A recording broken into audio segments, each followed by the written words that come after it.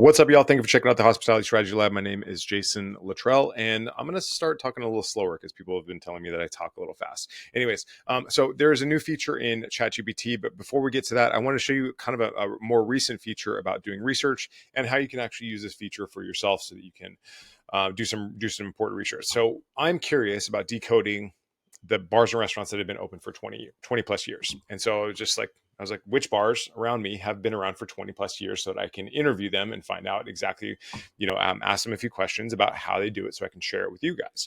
And so I just went into agentic mode and I just said in ChatGPT, if you're watching this on YouTube, you can see my screen.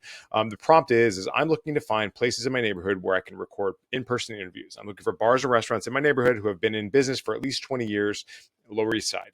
Please do the research and find some cocktail-centric bars and restaurants that have been open for 20 plus years. Also, if you could find their email addresses so I can invite them to the podcast, that would be amazing. Thank you.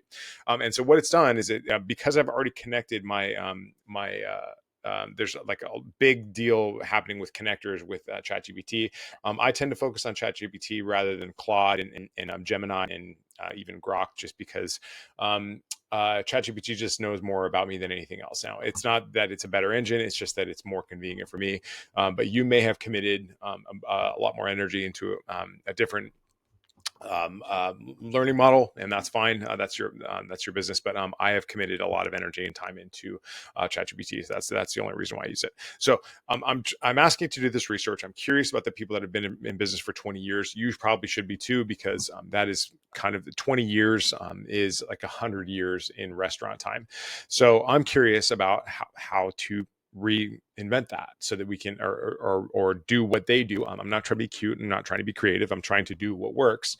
And I want to see what they do. And so right now it's kind of digging through the internet, and it's opening up a browser on my behalf. It's opening up a browser on another computer on a remote server, and it's starting to scroll the internet, asking the same questions that I asked it in different ways. And so like I can see it opening up. If you're on YouTube, you can see that you can. It's like opening up different websites and opening up the about me, the contact pages, and it's going to spit out a list of places around me that have been open for 20 years. Now, to take that a step further, what you can do is you can say, hey, I want to actually make a list on my Google Maps, and it will make a list in your Google Maps so you can literally just kind of go through. Now, I just want a simple output, and it's going to kind of give me a bunch of different data points about about the information that I asked. But this is just one example out of 100 million ways that you can use this to research the things that you're looking for.